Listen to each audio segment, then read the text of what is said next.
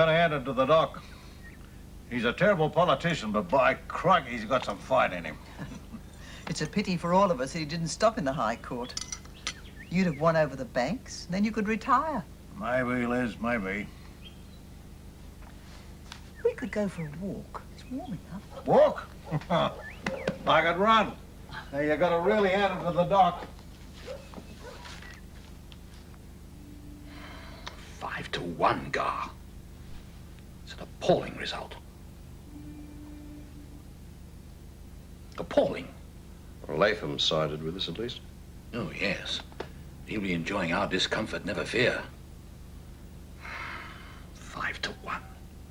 Prime Minister, it was the wording of the act itself, you know as well as I. So you've already said.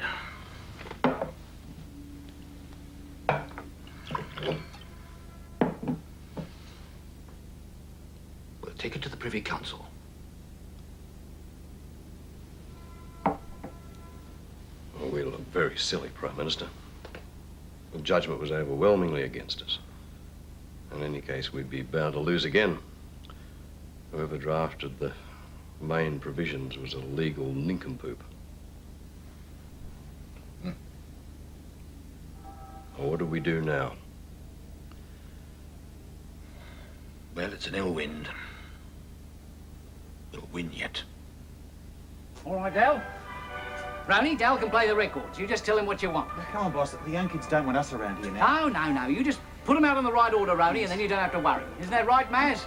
Now, what about games? I can organise some games. Daddy, for heaven's sakes, we're not playing party games. Well, what's wrong with games?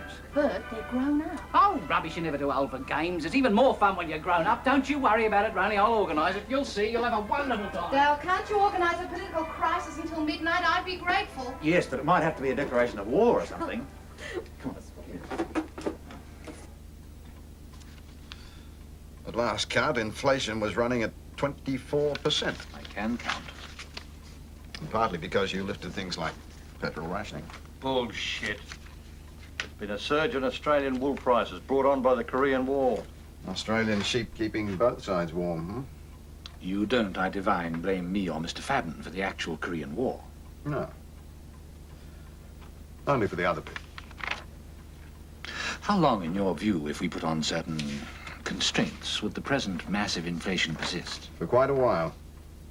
Until the next scheduled federal election? Uh-oh. At least. Still a Chifley boy, aren't you, Nugget? To the bloody last. Shut up, Artie. I am, as they say, divided in my mind, but on balance, I prefer a referendum to ban the Communist Party. That will look damn spiteful, as we've just been knocked back by the High Court, resisting the umpire's decision. Oh, bugger a referendum, Bob.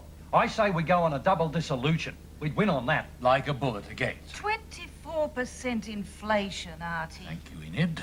We call it on the banking bill, we fight it on communism. You won't get a double dissolution from McKell. We don't have the ground. We could ask, politely. Ben Chifley is still not well. Another election could kill him. You don't want two souls on your conscience, Bob? Ah, just do it. We're buggered otherwise.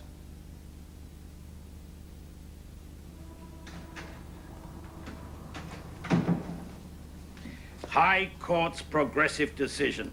Democratic principles upheld. Well, boyo, isn't life full of ironies, eh? What do you mean? What's wrong with it? Oh, calm down, Edgar, calm down. I'm not criticizing. I'm only observing. See, there's Dr. Evatt locking us up one year, and the next he's the champion of our liberty. Oh, I admit it makes me feel uneasy having to depend upon the feeble brains of 5 reactionary judges. 1 minute, they're relentlessly pursuing their class goals, and the next, they're the only barrier between us and the concentration camp. Well, they've got their own class reasons for that. Oh, well, maybe so, but I have to say, I'm grateful. Yeah, well, Menzies will find another way to have a go at us, Idris, so you better stop feeling grateful. We don't owe them judges a bloody thing. Not Evatt, neither. Nothing. It's not what I was saying, boyo. I was just observing one of the ironies of life. Oh, irony's nothing. That's a load of unscientific bullshit. This junctures a contradiction which we've been able to use to reorganise progressive forces, to pick up lots of support we'd lost. The party's going to capitalise on it for a peace offensive. We're going to need your miners in on this, Idris. There are not as many as my miners about, Eddie. The group has been doing us like dinners amongst the rank and file. We'll come good again, Idris. Don't worry. When Menzies makes his move, we'll be ready.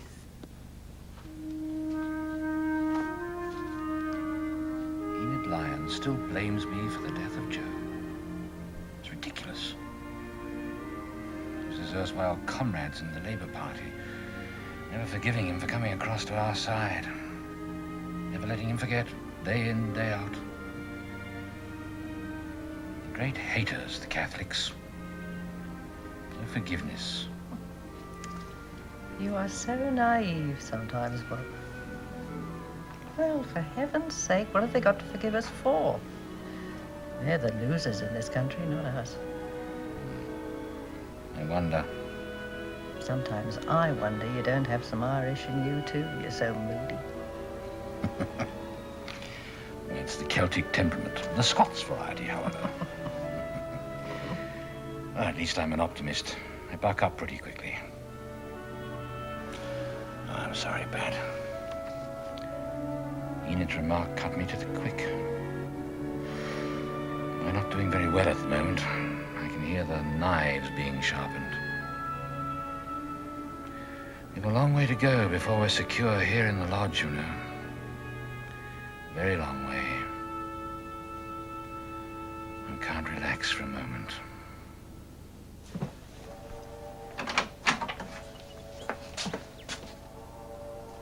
I'm ready to go back, Liz. I'll take it easy, I promise. Well, it was nice having you around all the time. You'd be getting sick of me before long. All was under your feet. Anyway, there's not much happening at the moment, so I can sort of ease myself back in. I rung Lloyd.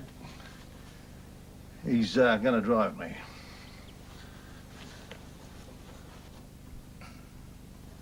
You're a Labour man, Ron. What would your advice be? I'll tell you as a journalist. Go now. Strike while the iron's hot. Win another 3-year term. What about Ben's health? This is politics. Go now. What would your advice be as a Labour man? Ah, well. That's my business. Welcome back, Mr. Chifley, from the staff of the Currajong Hotel. Hello, Mr. Chifley. Thank you. Thank you very much. I missed you all. My home away from home.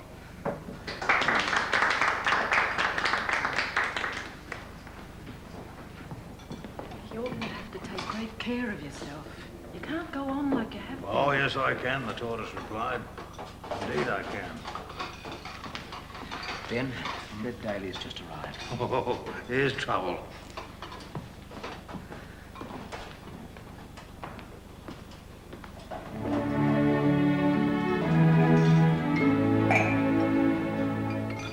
So you're asking for a double dissolution on this banking bill that hasn't yet been rejected by the Senate, merely delayed by it. Yes. On the basis that the delay is tantamount to failure to pass. Under the meaning and intent of Section 57 of the Constitution, I've appended legal opinion. Barwick. This is your official request? Yes. Well, of course, it's traditional. There's only ever been one other double dissolution. That doesn't add up to very much of a tradition. You know, under the Constitution, I'm practically a dictator. Yes. Well, I'll let you have my decision tomorrow. Or the next day. Thank you for coming, Prime Minister. Good day.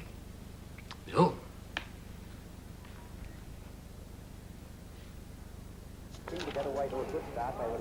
Anything happening? Haven't heard anything, you? Something's up, I can feel it. Nose twitching, bones creaking, hearing voices? Come on, but Ron, I've been here longer than you. When something's up, I know it. You were with Menzies last night. Well, that wouldn't make a headline, Coop. What's he up to? Come on, Coop. You know as well as I do that Menzies is an opportunist. All you have to do is find out where the opportunity is, and that's exactly where you'll find Robert Gordon. Now, if you don't mind, Coop, a little bit of shush while I create. An election, Mary. A double dissolution. Oh, that'll kill Ben. It's killing me. It's no use, Mary. We think we've won, but we never do. Isn't there anything you can do? Not a thing, love. I'm stuck. And has the Prime Minister any information he can give the House? The Right Honourable the Prime Minister. Mr. Speaker, I thank the honourable member for McKellar. All I have to say on the matter of possible elections at this stage is that I have been to Government House this morning, where I tendered certain advice to the Governor-General.